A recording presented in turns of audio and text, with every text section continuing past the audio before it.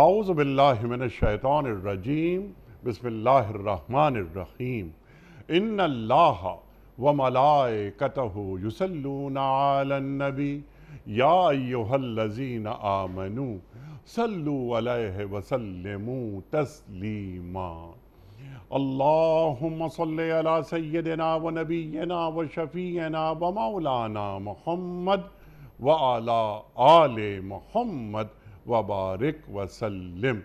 محترم خواتین و حضرات، السلام علیکم۔ پیام صبح کے ساتھ ایک بار پھر حاضر میں ہوں آپ کا میزبان انیق احمد۔ خواتین و حضرات، یہ پیر، منگل، بدھ اور جمعرات 4 دن ہم قرآن کریم کے مختلف آیات کے تعلق سے اپنے ملک کے ممتاز علماء سے گفتگو کرواتے ہیں، سیکھتے ہیں قرآن کریم کی ان آیات کے تعلق سے اور جوڑتے ہیں حالات حاضرہ سے، لمحہ موجود سے۔ لیکن بات شروع ہوتی ہے شان نزول سے۔ قرآن کریم کا ایک ایک لفظ روشنی ہے، ہدایت ہے۔ ہم جتنے بھی شکر گزار ہو جائیں اپنے علماء کے وہ کم ہے۔ زحمت فرماتے ہیں، تشریف لاتے ہیں اور ہماری علمی کمی کو دور فرما دیتے ہیں۔ خواتین و حضرات، آج ہم اپنے ملک کے ایک ممتاز عالم دین سے جن 2 آیات پر بات کروائیں گے وہ سورہ حشر کی آیات 18 اور 19 ہیں۔ مخاطبت ہو رہی ہے اہل ایمان سے۔ یا ایہا الذین آمنوا سے شروع ہونے والی آیات، یہ 89 آیات ہیں قرآن کریم میں، 89، جس میں اللہ تعالیٰ آغاز کر رہا ہے اہل ایمان سے مخاطبت کرتے ہوئے یا ایہا الذین آمنوا۔ پہلی بات جو بار بار اللہ تعالیٰ دہراتا ہے کہ تقوی اختیار کرو، اللہ سے ڈرو۔ اب یہ کہ تقوی، اللہ سے ڈرنا، یعنی اللہ کی نافرمانی نہ کرو۔ خواتین و حضرات سوال رکھیں گے کہ ذرا تقوی کو ہمارے معزز مہمان واضح کر دیں کہ اللہ سے ڈرنا کسے کہتے ہیں۔ یا ایھا الذین آمنوا اتقوا اللہ حق تقاتہ ولا تموتن الا وانتم مسلمون۔ وہاں بھی وہ تقوی بھی وہ جو جیسا کہ اللہ کا تقوی اختیار کرنے کا حق ہے۔ خواتین و حضرات، اللہ تعالیٰ فرما رہا ہے کہ ہر شخص یہ دیکھے کہ اس نے کل کے لیے کیا سامان کیا ہے۔ یہاں کل سے مراد یقیناً یہ کیلنڈر میں آنے والا کل نہیں ہے، یہ آخرت کا حوالہ ہے جو یہاں دیا جا رہا ہے کہ کل کے لیے کیا سامان کر رکھا ہے۔ سامان سے مراد کیا نیکیاں ہیں، نیک اعمال ہیں، وغیرہ وغیرہ۔ تو آنے والا کل، قیامت کا دن، جواب دہی کا احساس، اللہ کے سامنے پیشی اور اعمال نامہ دائیں ہاتھ میں ہوگا ہمارے یا بائیں ہاتھ میں ہوگا، یہ بھی ہمارے معزز مہمان بتائیں گے ہمیں۔ اور داہنے ہاتھ میں جن کا اعمال نامہ ہوگا ان کا مقام کتنا بلند ہوگا اور ان کی کیفیت کیا ہوگی، یہ بھی ہم رکھیں گے سوال۔ اور قرآن کریم کے مختلف آیات میں اس حوالے سے کیا کیا رہنمائی ہمیں ملتی ہے۔ پھر اللہ فرما رہا ہے واتقوا اللہ، اللہ سے ڈرتے رہو۔ دہرایا جا رہا ہے اللہ یقیناً تمہارے سب جو اعمال ہیں ان سے واقف ہے۔ یہاں پر علیم کی جگہ خبیر کا لفظ آیا ہے، تو علیم میں اور خبیر میں کیا فرق ہے، یہ بھی ہم سوال رکھیں گے۔ کیا باریک باریک باتیں وہ بھی اللہ تعالیٰ جانتا ہے۔ خواتین و حضرات، روح سخن کس جانب ہے؟ کیا منافقین کی جانب ہے؟ ان المنافقین فی الدرک الاسفل من النار، کیا اس جانب اشارہ ہو رہا ہے کہ یہ لوگ کون ہیں؟ مخاطبت اہل ایمان سے ہو رہی ہے، لیکن کیا مخاطبت منافقین سے ہو رہی ہے؟ یہ بھی ایک سوال ہم رکھیں گے۔ اور اللہ تعالیٰ فرماتا ہے کہ دیکھو ان لوگوں کی طرح نہیں ہو جانا جو اللہ کو بھول گئے، تو اللہ نے خود اپنا نفس انہیں بھلا دیا، یہی لوگ فاسق ہیں۔ خواتین و حضرات، یہ 19ویں آیت بھی اس طرح ختم ہوتی ہے۔ بہت سارے سوالات ہم رکھیں گے محترم مولانا محمد یوسف خان صاحب کی خدمت میں، جو کہ تشریف فرما ہے ہمارے ساتھ لاہور سے۔ ڈاکٹر صاحب بہت شکر گزار آپ تشریف لائے۔ خواتین و حضرات، ڈاکٹر صاحب ایک جانا مانا نام جامع اشرفیہ سے آپ کا تعلق، پوری زندگی قرآن کریم کی تعلیم دینے میں آپ نے صرف کی، اور قرآن کریم کی تعلیم دینے سے اچھا اور کیا کام ہو سکتا ہے؟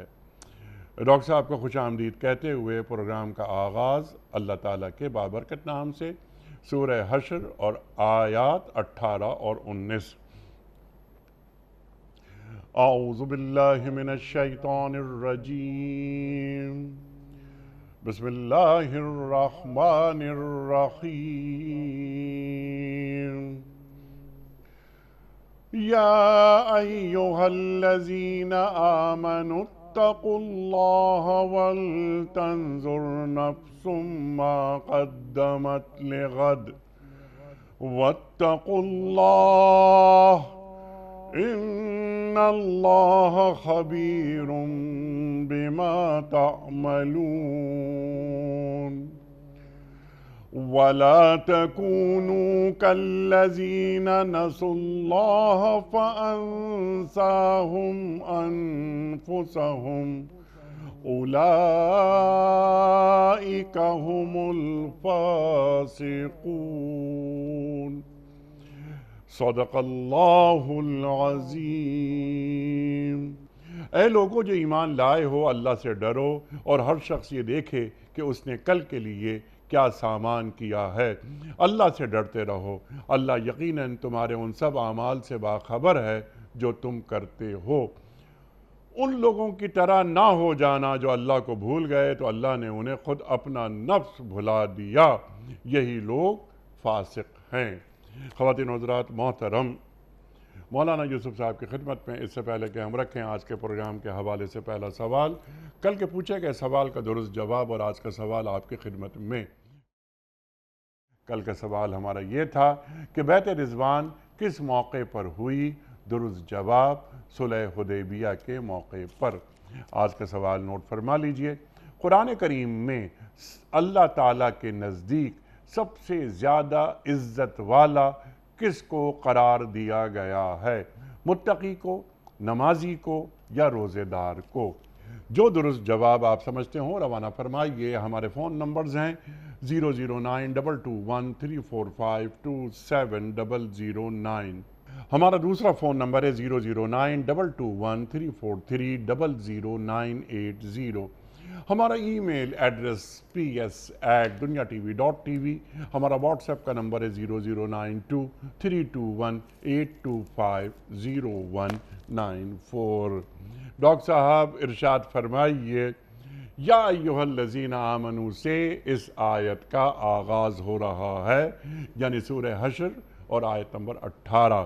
اللہ کیا فرما رہا ہے اہل ایمان سے اور روح سخن کس جانب ہے؟ ارشاد۔ نحمدہ و نصلی علی رسولہ الکریم۔ بسم اللہ الرحمن الرحیم۔ ابھی الحمدللہ آپ نے سورہ حشر کی آیت نمبر 18 اور 19 کی تلاوت فرمائی اور اس کا ترجمہ فرمایا۔ اللہ رب العزت نے سورہ حشر کی بالکل ابتدائی اس آیت کو 18ویں آیت کے شروع کو یوں کیا، یا ایہا الذین آمنوا اتقوا اللہ، اے ایمان والو اللہ سے ڈرو۔ اس میں بظاہر ایمان والوں کو خطاب ہے، لیکن ہم جب چند آیات پہلے اس آیت کا سیاق و سباق دیکھتے ہیں تو معلوم ہوا اللہ تعالیٰ فرماتا ہے کَمَثَلِ الَّذِينَ مِن قَبْلِهِمْ قَرِيبًا ذَاقُوا وَبَالَ أَمْرِهِمْ۔ تو یہ آیت مفسرین لکھتے ہیں اصل میں اس وقت قریب جو واقعہ پیش آیا تھا وہ غزوہ بنو قینقاع کا پیش آیا تھا، کہ جس میں یہود نے نبی کریم صلی اللہ علیہ وسلم اور صحابہ کے ساتھ ہلکی پھلکی جھڑپ ہوئی اور پھر اسی میں شکست کھا لی۔ پھر اس کے بعد منافقین ابھی بھی باز نہیں آئے تھے کہ انہوں نے پھر بنو نذیر کے ساتھ اپنے عہد کرنے شروع کر دیے۔ وہ یہودی تھے تو اب منافقین نے ان کو، اب منافق کو ذہن میں رکھیں گے اگر ہم تو یا ایھا الذین آمنوا کا خطاب ذہن میں آئے گا کہ منافق وہ لوگ کہ جو بظاہر کہتے تھے ہم ایمان لائے، حالانکہ دلوں میں ایمان نہیں ہوتا تھا۔ تو بظاہر چونکہ وہ باقی لوگ بھی ان کو مومن سمجھتے تھے، تو اب انہوں نے بظاہر جو ایمان والے تھے یعنی منافق، انہوں نے بنو نذیر والوں سے پھر معاہدے کرنا شروع کر دیے، ہم تمہارے ساتھ ہیں، اب تم آگے بڑھو، تم یوں کرو، ان کو بھڑکانا شروع کیا۔ اور پھر جب وہ بنی نذیر والے پھنس گئے معاملے میں آ کر اسی بنو قینقاع کے مسئلے میں بھی، اب ان کو فکر لاحق ہو گئی کہ ہم نے تو ان کے ساتھ معاہدے کیے تھے کہ ہم تمہارے ساتھ ہیں، اب انہوں نے شکست کھا لی، اب ہم کیا کریں؟ مسلمانوں کے نزدیک تو یہ مومن تھے، ایمان والے تھے، کیونکہ دعویٰ کر رہے تھے۔ اس پر اللہ رب العزت نے ان بظاہر ایمان لانے والوں کو خطاب کر کے کہا یا ایھا الذین آمنوا۔ سبحان تو اللہ۔ اب اس سوال کا جواب مل گیا کہ جی یا ایھا الذین آمنوا سے تو ایمان والے مراد ہیں، اب ہم کیسے کہہ سکیں کہ یہ منافقین سے خطاب ہو رہا ہے؟ تو اس کا جواب مل گیا کہ اصل میں ایمان والے ان کو مومن ہی سمجھتے تھے، ان کے ظاہری طور پر ایمان لانے کی وجہ سے، حالانکہ وہ منافق تھے۔ اس پر اللہ رب العزت نے ارشاد فرمایا یا ایھا الذین آمنوا، اب گویا کہ سب کے لیے خطاب عام ہو گیا، تمام ایمان والوں کے لیے، جو ظاہری طور پر ایمان لائے یا حقیقی طور پر ایمان لائے، ان دونوں کو خطاب ہو گیا کہ اے ایمان والو اتقوا اللہ، اللہ سے ڈرو، ولتنظر نفس ما قدمت لغد، اور تم دیکھو کہ تم کل کے لیے کیا بھیج رہے ہو۔ یہ جو تم آج منافقین آج جو حرکتیں کر رہے ہو، بظاہر آج کا تم نے وقتی فائدہ تو اٹھا لیا دوسرے لوگوں سے، یہودیوں سے معاہدے وغیرہ کر کے مسلمانوں کے خلاف، لیکن وقتی معاہدوں پہ نہ جاؤ، تم دیکھو تم نے اپنی حرکتوں کی وجہ سے آخرت میں اپنے لیے کتنا عذاب کا سامان کر لیا ہے۔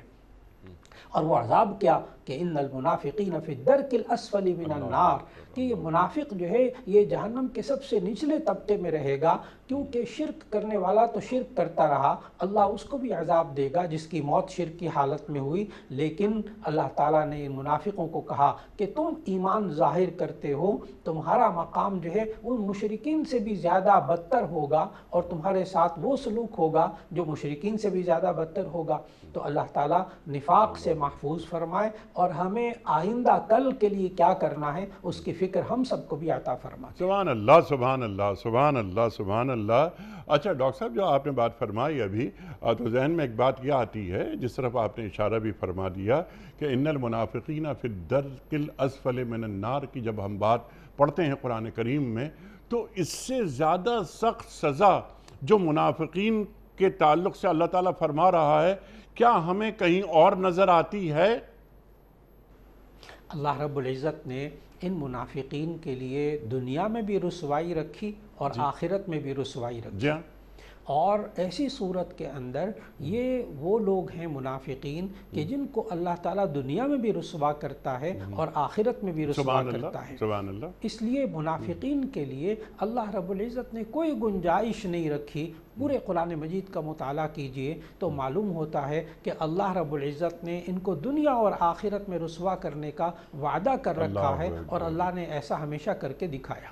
اللہ اکبر، اللہ اکبر۔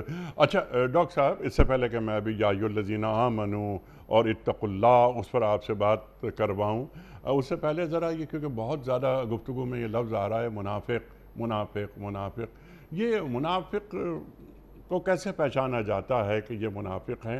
اللہ کے رسول صلی اللہ علیہ وآلہ وسلم منافق کے تعلق سے کیا فرماتے ہیں؟ جی، اس کے لیے ہمیں لفظ منافق کے لغوی اور اصطلاحی معنی دونوں کو سمجھنا ہوگا، پھر آپ کے سوال کا جواب مکمل مل جائے گا۔ ایک تو یہ ہے کہ منافق جو لفظ ہے نا، یہ نفق سے نکلا ہے، نون فا قاف، اس کا مادہ جو ہے نفق۔ نفق ہم عربی میں کہتے ہیں سرنگ کو۔ آج بھی جب سعودیہ میں جائیں، حج کرنے، عمرہ کرنے جائیں، تو وہاں نفق کا لفظ لکھا ہوا ملتا ہے، یعنی سرنگ۔ تو سرنگ کے دو منہ ہوتے ہیں، ایک سے لوگ داخل ہوتے ہیں، دوسری طرف سے نکلتے ہیں۔ تو نفق کا لغوی معنی سرنگ، چونکہ سرنگ کے بھی دو منہ ہوتے ہیں، اس لیے منافق کے بھی دو رخ ہوتے ہیں، دو چہروں والا ہوتا ہے۔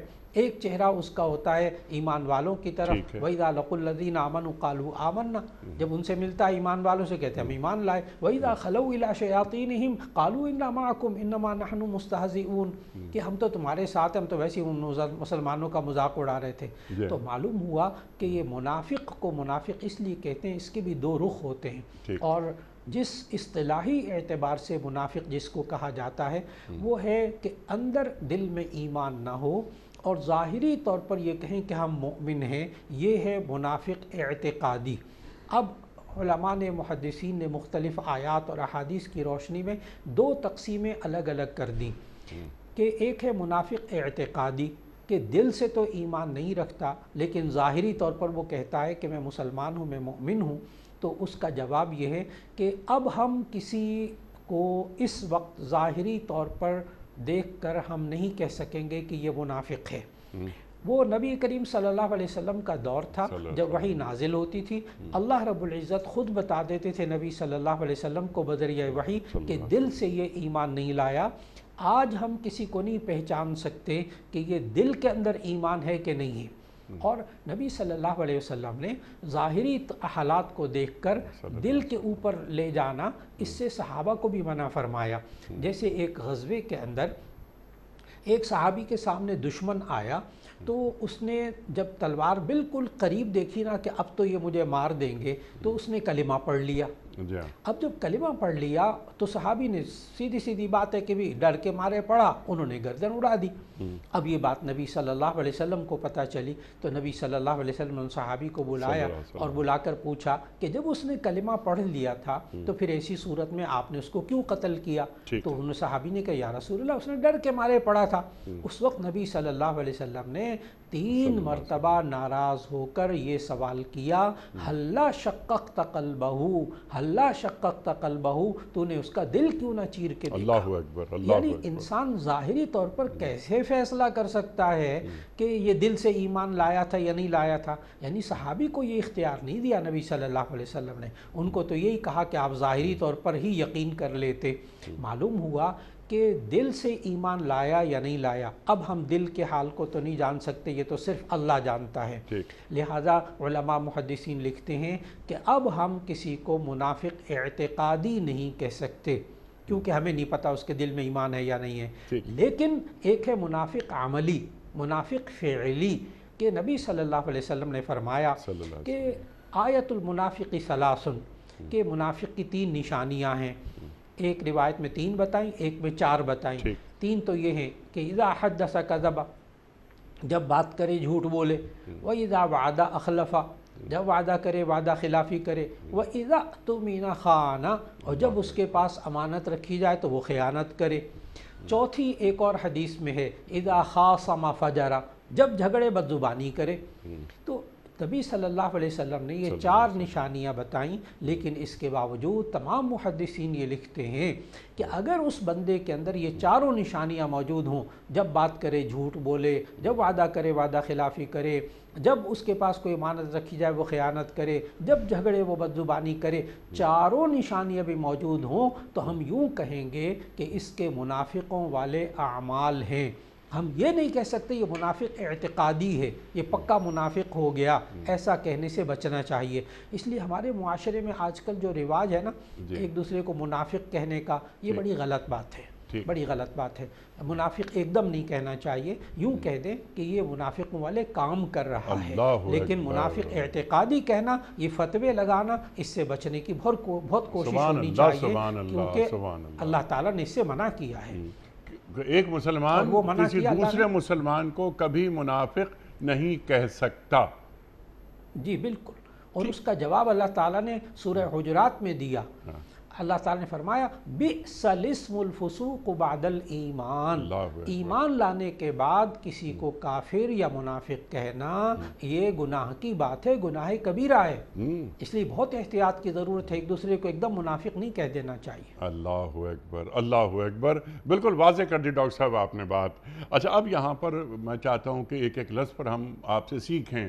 اب یا ایھا الذین آمنوا اتقوا اللہ کی بات ہوتی ہے تو یہ اہل ایمان سے مخاطبت ہو رہی ہے، اللہ تعالیٰ کر رہا ہے، تو یہ اہل ایمان یعنی ہم لوگ، ہم مومن، تو یہ اہل ایمان جو شخص ہوتا ہے، جو مومن ہوتا ہے، تو یہ کوئی اعزاز ہے، کوئی منصب ہے یا کوئی ذمہ داری؟ اگر دیکھا جائے تو جب یہ انسان ایمان لاتا ہے، اور ایمان کہتے کس چیز کو ہیں، وہ نبی کریم صلی اللہ علیہ وسلم سے حدیث جبریل میں جبرائیل علیہ السلام نے جب آ کر پوچھا تھا مل ایمان، کہ ایمان کیا ہے، تو نبی صلی اللہ علیہ وسلم نے 5 چیزیں بتائی تھیں کہ ان تشہد ان لا الہ الا اللہ وان محمدًا عبدہ ورسولہ، کہ اللہ پر ایمان لانا، فرشتوں پر ایمان لانا، رسولوں پر ایمان لانا، آخرت پر ایمان لانا۔ تو 5 چیزوں پر ایمان لایا جس کو ہم کہتے ہیں آمنت باللہ و ملائکتہ و کتبہ و رسلہ والیوم الآخر۔ اللہ تعالیٰ نے یہ 5 چیزیں اسی ترتیب سے سورہ نساء کے اندر بھی بیان فرمائیں۔ تو معلوم ہوا جب بندہ یوں کہتا ہے میں ایمان لایا اللہ پر، اب اس کی ذمہ داری ہے کہ وہ اللہ کی بات کو مان کر چلے، اور جب اللہ کے سامنے یہ کہتا ہے کہ میں ایمان لایا آسمانی کتابوں پر، تو پھر آسمانی کتابوں میں جو باتیں موجود اس کو بھی مانے اور اس کے مطابق زندگی گزارے۔ جب یہ کہتا ہے کہ میں رسول اللہ صلی اللہ علیہ وسلم پر ایمان لایا کہ وہ اللہ کے بندے اور اس کے رسول ہیں، تو ایسی صورت میں اب ان کی باتوں کو بھی ماننا لازم ہوگا۔ جب یہ بندہ کہے میں فرشتوں پر ایمان لایا، تو اب فرشتے جو کام کر رہے ہیں اس پر بھی ایمان ہو کہ اعمال بھی لکھ رہے ہیں، روزی بھی پہنچا رہے ہیں۔ اور جب آخرت پر ایمان لانے کو کہا تو اب یہ انسان اپنے آخرت کو بنانے کی کوشش کرے۔ تو معلوم ہوا مومن ہونا ایک منصب بھی ہے، اللہ نے اس کو بہت بڑا منصب عطا فرمایا مومن ہونے کا، ایمان کی بہت بڑی دولت عطا فرمائی۔ اب اس کے اوپر ذمہ داریاں آ گئیں کہ یہ اللہ اور اس کے رسول صلی اللہ علیہ وسلم کی بات مان کر زندگی گزارے۔ تو حقیقت میں یہ بہت بڑا منصب ہے اور بہت بڑی ذمہ داری اس پر عائد ہو جاتی ہے اس منصب پر آنے کے بعد۔ سبحان اللہ، سبحان اللہ۔ یہ شہادت گہے الفت میں قدم رکھنا ہے۔ لوگ آسان سمجھتے ہیں مسلمان ہونا، اقبال فرما رہے ہیں۔ اچھا ڈاکٹر صاحب، یہ تو مسلمان ہونا ایک منصب، اور سرکار دو عالم صلی اللہ علیہ وآلہ وسلم کی امت میں شامل ہونا۔ انبیاء نے دعائیں مانگی کہ اے اللہ ہمیں سرکار دو عالم صلی اللہ علیہ وآلہ وسلم کی امت میں شامل فرما، اور ہم اس منصب کے خود بخود اہل ہو گئے اور شامل ہو گئے ایک مسلمان گھر میں پیدا ہو کر۔ ڈاکٹر صاحب، اب اس پر کافی گفتگو ہو گئی ہے، ہم ذرا آگے بڑھتے ہیں کیونکہ بہت سارے پوائنٹس ہیں۔ اب یہاں پر اللہ سے ڈرتے رہو، اتقوا اللہ کسے کہتے ہیں؟ یعنی اللہ سے ڈرنا، ڈرنے سے کیا معنی ہے؟ اللہ تو 70 ماہوں سے زیادہ محبت کرتا ہے، اور جب بچہ کسی بات پر ماں سے ڈانٹ کھاتا ہے یا مار کھاتا ہے تو وہ بچہ ماں کی گود میں جاتا ہے، تو اللہ کی گود کیا ہے؟ اصل حقیقت یہ ہے کہ ہم جتنی آیات پڑھتے ہیں تقوی کے بارے میں، اللہ نے کہا اتقوا اللہ یا ایھا الذین آمنوا اتقوا اللہ، اے ایمان والو اللہ سے ڈرو۔ تو جو بندہ تقوی اختیار کرتا ہے اس کو کہتے ہیں متقی۔ متقی کا معنی ہوا ڈرنے والا، بچنے والا، یعنی لفظی مطلب تو یہی ہے، بچنے والا، ڈرنے والا، یعنی اللہ نے جن کاموں کے کرنے کو کہا ان کے نہ کرنے سے بچنا، اور جن کاموں کو کہا کہ نہ کرو ان کے کرنے سے بچنا، تقوی مکمل ہو گیا۔ اور اگر ہم قرآن حکیم کا مطالعہ کریں تو اللہ تعالیٰ نے قرآن حکیم خود اپنے الفاظ کی تشریح کرتا ہے، تو اللہ رب العزت نے ہمیں متقین کی صفات بتائی ہیں کہ اتقوا اللہ، اللہ سے ڈرو۔ جب تم ڈرو گے تو متقی ہو جاؤ گے۔ اور متقی کون لوگ ہوتے ہیں؟ اللہ تعالیٰ نے خود سمجھایا، کئی جگہ مختلف تعبیرات اللہ نے فرمائیں۔ ایک تو سورۃ البقرہ میں اللہ نے فرمائی کہ جہاں فرمایا ذالک الکتاب لا ریب فیہ ھدی للمتقین، یہ کتاب جس میں کوئی شک نہیں، پرہیزگاروں کے لیے ہدایت ہے۔ اب متقین کون لوگ ہوتے ہیں؟ اللہ تعالیٰ نے خود بتایا، اسی سے سمجھ میں آ جائے گا تقویٰ کیا ہوتا ہے۔ نمبر 1 الذین یؤمنون بالغیب، وہ لوگ جو اندیکھی بات پر ایمان رکھتے ہیں، اللہ کو نہیں دیکھا مانتے ہیں، جنت کو نہیں دیکھا مانتے ہیں، جہنم کو نہیں دیکھا مانتے ہیں، فرشتوں کو نہیں دیکھا مانتے ہیں، یعنی اللہ نے کہہ دیا اس نے مان لیا بغیر دیکھے، تو یہ بھی تقویٰ کی نشانی۔ اور نمبر 2 وَيُقِيمُونَ الصَّلَاةَ، وہ نماز قائم کرتے ہیں، تو ایسی صورت میں وہ متقی کہلاتے ہیں۔ تیسری خوبی اللہ نے بتائی وَمِمَّا رَزَقْنَاهُمْ يُنْفِقُونَ، جو اللہ نے رزق دیا اس میں سے وہ خرچ کرتے ہیں۔ اور چوتھی خوبی یہ بتائی وَالَّذِينَ يُؤْمِنُونَ بِمَا أُنزِلَ إِلَيْكَ وَمَا أُنزِلَ مِن قَبْلِكَ، جو اللہ نے آسمانی کتابیں نازل کی ان پر ایمان رکھتے ہیں۔ اور پانچویں خوبی یہ بتائی وَبِالْآخِرَةِ هُمْ يُوقِنُونَ، اور وہ آخرت پر یقین رکھتے ہیں۔ أُولَٰئِكَ عَلَىٰ هُدًى مِّن رَّبِّهِمْ وَأُولَٰئِكَ هُمُ الْمُفْلِحُونَ۔ تو معلوم ہوا یہ تقوی انسان کے لیے نجات کا ذریعہ ہے۔ پھر سورہ نساء کے اندر اللہ تعالیٰ نے اور خوبیاں بتائیں، جہاں جنت کی نعمتیں اللہ نے ذکر فرمائیں تو اللہ نے فرمایا اعدت للمتقین، یہ متقین کے لیے جنت کی تیار کی گئی ہیں نعمتیں۔ وہ کون لوگ ہوتے ہیں متقی؟ اب ذرا دیکھیے گا، مختلف اب صورتیں آ گئیں، مختلف چیزیں تقویٰ کی آ گئیں۔ الذین ينفقون فی السراء والضراء والکاظمین الغیظ والعافین عن الناس۔ اب یہ اللہ تعالیٰ نے متقین کی یہ والی خوبیاں بتائیں جو تنگی میں، خوشی میں، ہر حال میں اللہ کی راہ میں خرچ کرتے ہیں۔ والکاظمین الغیظ، غصے پر قابو پاتے ہیں۔ والعافین عن الناس، لوگوں کو معاف کرتے ہیں۔ معلوم یہ ہوا کہ اللہ کے احکام جو اللہ تعالیٰ نے قرآن مجید میں حکم فرمائے یہ کرو تو اس کا کرنا تقوی، اور جن کے کہا کہ نہ کرو ان کا نہ کرنا تقوی، یہ پورے قرآن مجید کے اندر تقوی کا خلاصہ ہے۔ سبحان اللہ، سبحان اللہ، یہ تقوی کا خلاصہ ہے۔ اور قرآن کریم کی بہت ساری آیات بھی آپ نے عطا فرمائیں اور ہم تک پہنچائیں۔ اچھا ڈاکٹر صاحب، اللہ فرما رہا ہے تقوی کے حوالے سے کہ یا ایھا الذین آمنوا اتقوا اللہ حق تقاتہ ولا تموتن الا وانتم مسلمون۔ اللہ کا تقوی اختیار کرو جیسا کہ اللہ کا تقوی اختیار کرنے کا حق ہے، اور تمہیں موت نہ آئے مگر اس حال میں کہ تم مسلمان ہو۔ یہ پوری آیت اللہ تعالیٰ بیان کر رہا ہے۔ تو میرے دو سوالات ہیں۔ ایک تو یہ کہ کیا وہ تقوی ایک بندہ مومن اختیار کر سکتا ہے کہ جس تقوی کو اختیار کرنے کے ذریعے اللہ کا حق پورا ہو جائے؟ نمبر 1، قرآن کریم فرما رہا ہے کہ فاتقوا اللہ ما استطعتم، اللہ کا تقوی اختیار کرو جتنی تم میں استطاعت ہے۔ دونوں جو آیات ہیں ان کو ذرا کھول دیجئے۔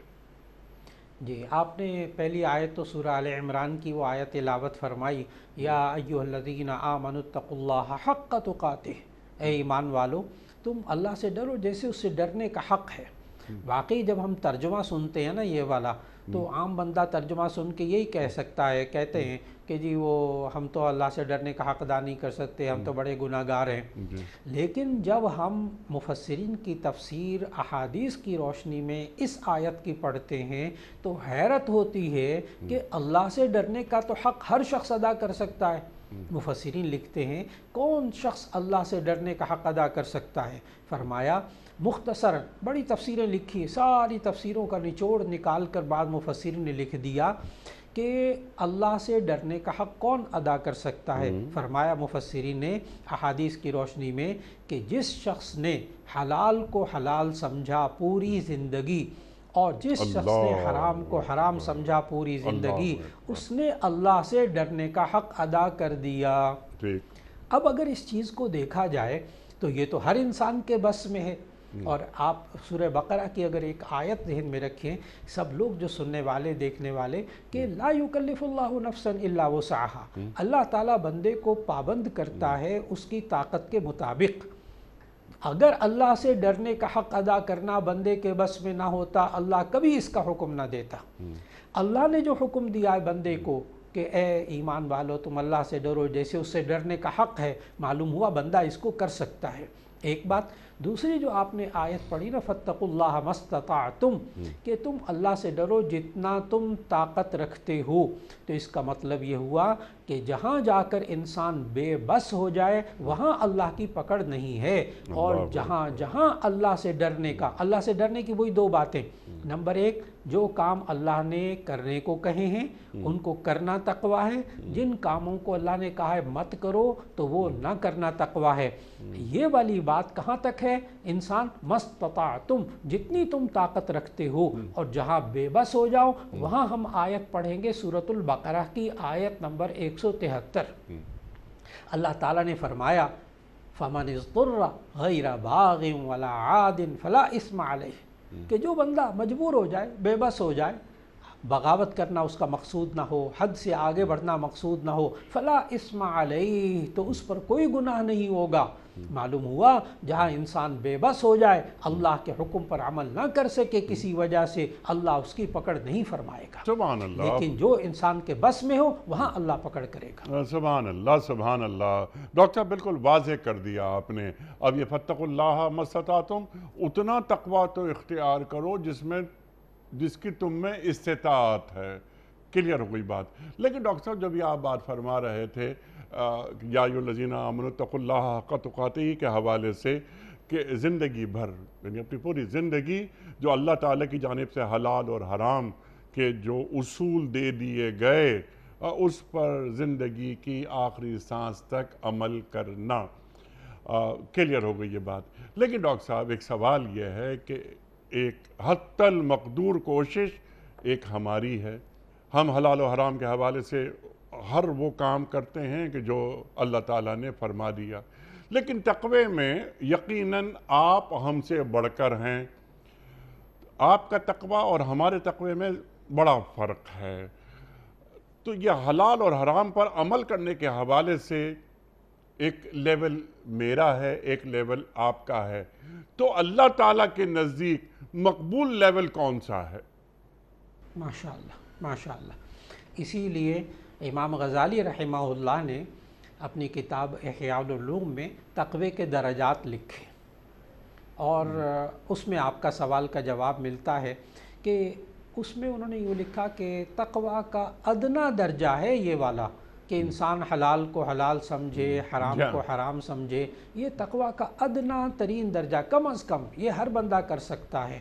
لیکن جو تقوی کا اعلیٰ ترین معیار ہے وہ یہ ہے کہ ہر کام میں اللہ کی رضا تلاش کرنا، اور اللہ کی نافرمانی کا کوئی کام بھی ایسا ہو اس کو دل میں بھی اس کی طرف رغبت نہ رکھنا، یہ طاقت، یہ قوت، یہ چیز تقوی کا اعلیٰ ترین معیار ہے، یعنی حتی المقدور، انسان کے اندر جی حتی المقدور، کہ انسان جو ہے اس برے کام سے نفرت اس کے دل کے اندر ہو، اس کا دل چاہتا ہی نہیں وہ کام کرنے کو، اور نیکی کرنے کو اس کا دل بہت چاہتا ہے۔ ایسی صورت میں یہ انسان جب تقوی کا ذوق اور شوق رکھتا ہے، اللہ کے احکام میں اس کو مزہ آتا ہے، اور گناہوں میں اس کو نفرت ہوتی ہے، اس کو تکلیف ہوتی ہے گناہ کا کوئی کام کسی اور کو بھی کرتا دیکھ کر، تو یہ تقوی کا ایک اعلیٰ ترین معیار ہے۔ اللہ ہم سب کو یہ معیار عطا فرما دے۔ سبحان اللہ، سبحان اللہ، سبحان اللہ۔ ڈاکٹر صاحب آپ کی گفتگو سن کر قرآن کریم کی آیت یاد آتی ہے کہ فَاعْبُدْ رَبَّكَ حَتَّى يَأْتِيَكَ الْيَقِينُ، بے شک بے شک، اللہ تعالیٰ کی طرف رخ سیدھا ہو بالکل۔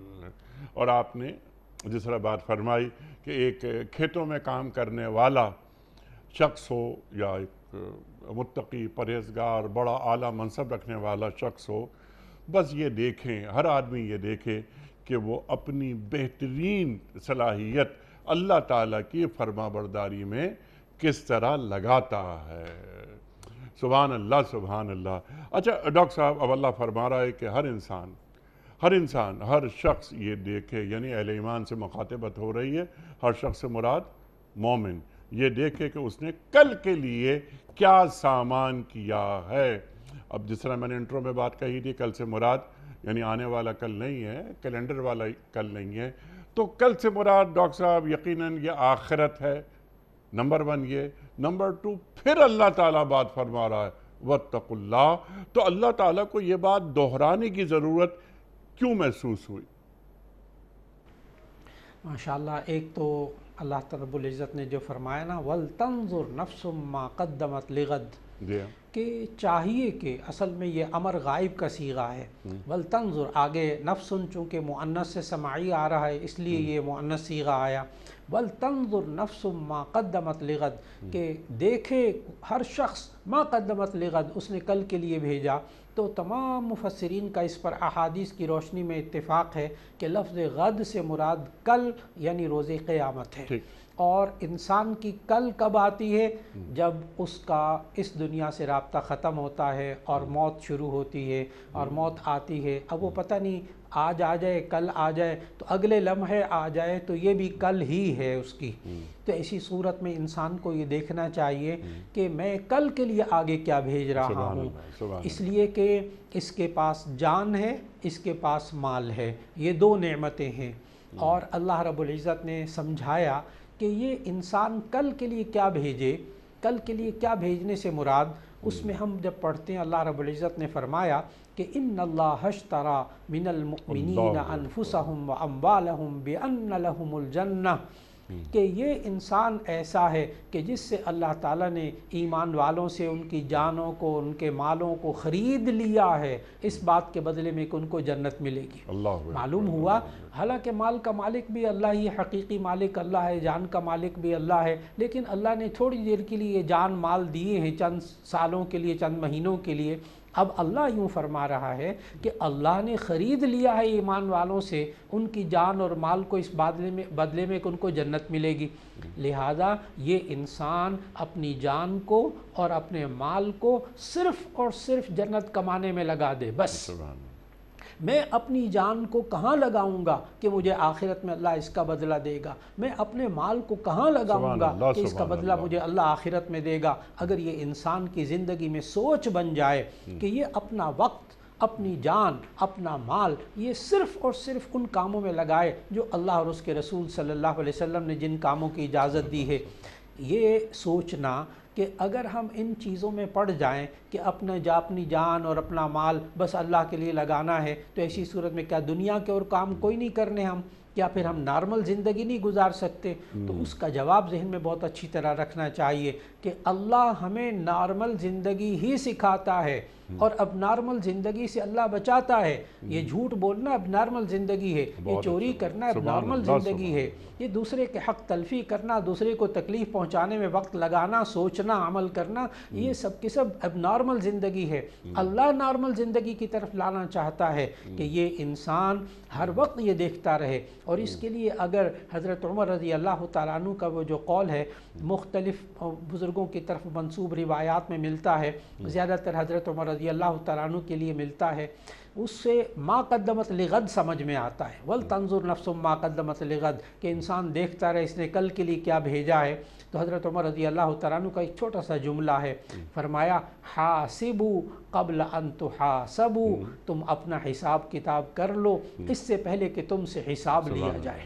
سبحان اللہ۔ اگر انسان کی سوچ بن جائے آج میں نے اپنا وقت کیا اللہ کے حکم کے مطابق گزارا ہے، بیکار کاموں میں تو نہیں گزارا، حرام کاموں میں تو نہیں گزارا، آج میں نے اپنی جان کو جو استعمال کیا ہے وہ جائز کاموں میں گزارا، پھر یہ انسان بیوی بچوں کا بھی خیال رکھے گا تو یہ بھی انشاءاللہ آخرت میں جا کر اس کے لیے ثواب کا باعث بنے گا۔ یہ کماتا ہے، یہ سوچ کر کہ میں حلال کماؤں گا اور حلال کما کر میں بیوی بچوں کا خیال کروں گا، اپنے آپ کا خیال کروں گا، ماں باپ کا خیال کروں گا، بہن بھائیوں کو انشاءاللہ اس میں سے میں آرام پہنچاؤں گا، یہ سارا دن اس کی محنت کرنا، اس کی جان مال لگانا، یہ سارا کا سارا عبادت بن جاتا ہے۔ یہی اللہ نے سکھایا ہے، دیکھو تم بیکار کاموں میں اپنا وقت مت ضائع کرو، گناہ کے کاموں میں اپنا جان مت لگاؤ، گناہ کے کاموں میں اپنا مال مت لگاؤ، دیکھو تم دیکھتے تو رہو تم نے کل کے لیے کیا بھیجا ہے۔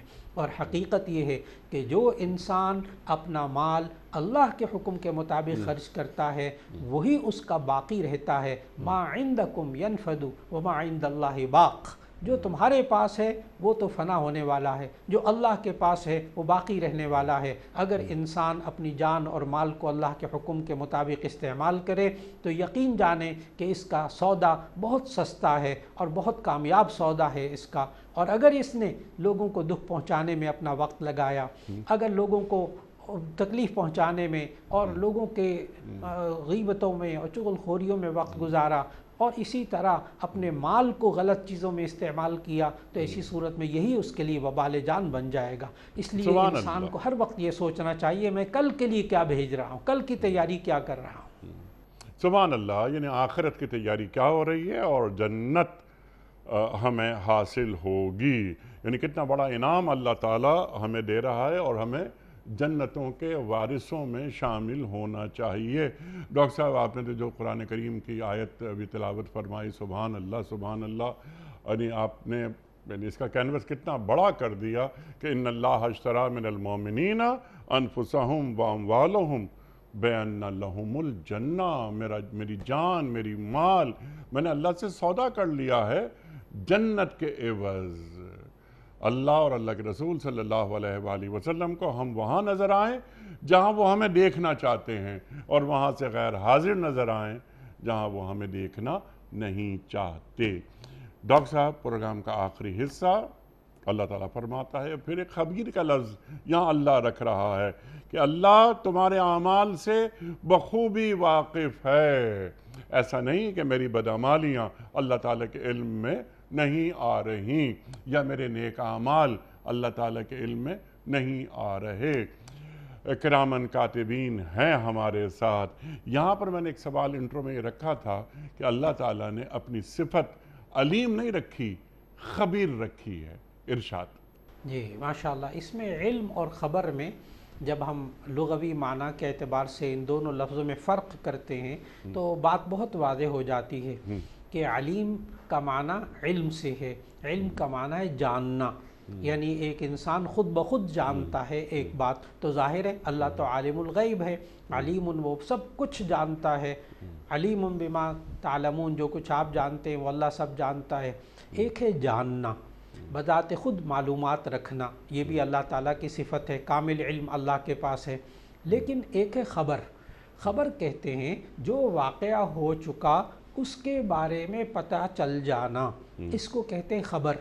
تو اللہ رب العزت نے کرامن کاتبین، تو اللہ رب العزت نے یہاں آگے جو لفظ ہے نا وہ ہے بما تعملون، وَإِنَّ اللَّهَ خَبِيرٌ بِمَا تَعْمَلُونَ، بے شک اللہ تعالیٰ خبر رکھتا ہے بما تعملون، جو تم کرتے ہو۔ جانتا تو اللہ پہلے سے تھا کہ تم نے کیا کرنا ہے، لیکن انسان کو بتایا کہ دیکھو نجات جو آخرت میں جنت اور جہنم کا جو سزا اور جزا کا معیار ہوگا نا، وہ اللہ کے علم پر مبنی نہیں ہوگا، اللہ کی خبروں پر مبنی ہوگا کہ تمہاری طرف سے یہ باتیں اعمال جو تم نے کام کیے وہ اللہ کو پہنچی ہیں تو تمہیں جزا سزا کے اس عمل سے گزرنا پڑ رہا ہے۔ یہ نہیں ہے کہ اللہ جانتا تھا تو اس لیے نیک کام کیے، اللہ جانتا تھا اس لیے برے کام کیے۔ علم کی بنا پر جزا اور سزا نہیں ہوتی، یہ خبر کی بنیاد پر جزا اور سزا ہوتی ہے کہ انسان کیا عمل کرتا ہے، اللہ کو کیا بات پتہ چلی، اب انسان اس کا انکار نہیں کر سکے گا، اور انسان یہ نہیں کہہ سکے گا بس یہ اللہ نے تو طے کر دیا تھا، اللہ کے علم میں یہ بات تھی کہ میں یہ گناہ کروں گا، اب مجھے سزا کیوں ملتی ہے، اللہ چاہتا تو مجھے نہ ملتی۔ تو اللہ نے ان سوالوں کا جواب دیا کہ دیکھو میں تمہیں جو سزا دوں گا جنت یا جہنم میں، جو جزا دوں گا یا سزا دوں گا، وہ میرے علم کی بنیاد پر نہیں ہوگی، تمہارے عمل کی بنیاد پر ہوگی، جس کی خبر کرامن کاتبین نے مجھے دی ہے۔ اب تم انکار نہیں کر سکتے، اور یہ اختیار میں نے تمہیں دیا تھا کہ تم کرو یا نہ کرو، کلی اختیار دیا تھا۔ یہاں تک اختیار اللہ نے ذکر کیا قرآن مجید میں، فَمَنْ شَاءَ فَلْيُؤْمِنْ وَمَنْ شَاءَ فَلْيَكْفُرْ، جو چاہے ایمان لائے جو چاہے کفر اختیار کرے۔ اس اختیار کو تم نے استعمال کیا، اللہ کو خبر ملی، اب تمہیں جزا اور سزا دونوں چیزیں تمہارے لیے اس بنا پر ہوں گی۔ سبحان اللہ، اور تمہیں آنا میرے ہی پاس ہے، پھر وہ حساب کتاب ہو جائے گا۔ اللہ اکبر۔ ڈاکٹر صاحب لاسٹ منٹ جاری ہیں، آخری نقطہ جو رہ گیا ہے اس پر ذرا میں چاہتا ہوں کہ آپ گفتگو فرما دیجئے۔ دیکھو ان لوگوں کی طرح نہ ہو جانا جو اللہ کو بھول گئے، اللہ کو بھول جانا، اللہ اکبر، یا اللہ کو بھلا دینا، یہ کیا ہوتا ہے؟ پھر اللہ فرماتا ہے جب وہ اللہ کو بھول گئے تو اللہ نے انہیں خود اپنا نفس بھلا دیا، اور یہی لوگ فاسق ہیں۔ اللہ کو بھولنا ڈاکٹر صاحب کسے کہتے ہیں؟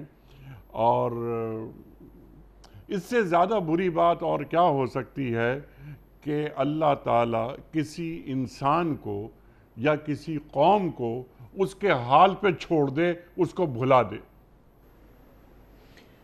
اصل میں اگر ہم عربی میں ایک جملہ ہے تو عرف الاشیاء بازدادھا، جی ہاں، چیزوں کو اس کی ضد کے ساتھ پہچانا جاتا ہے. تو اگر ہم یہاں دیکھیں نا کہ نسوا اللہ فانساہم، تو نسیان کی جو ضد ہے نا، ہم اردو میں بھی کہتے ہیں فلاں بات میں بھول گیا تھا اور فلاں بات مجھے یاد آ گئی تھی، اچھا وہ جو میں بھولا تھا مجھے یاد آ گئی ہے.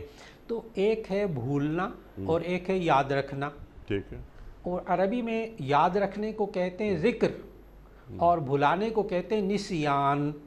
اب اللہ نے قرآن مجید میں فرمایا سورۃ البقرہ میں فَاذْكُرُونِي أَذْكُرْكُمْ، ٹھیک ہے. تم مجھے یاد رکھو میں تمہیں یاد رکھوں گا.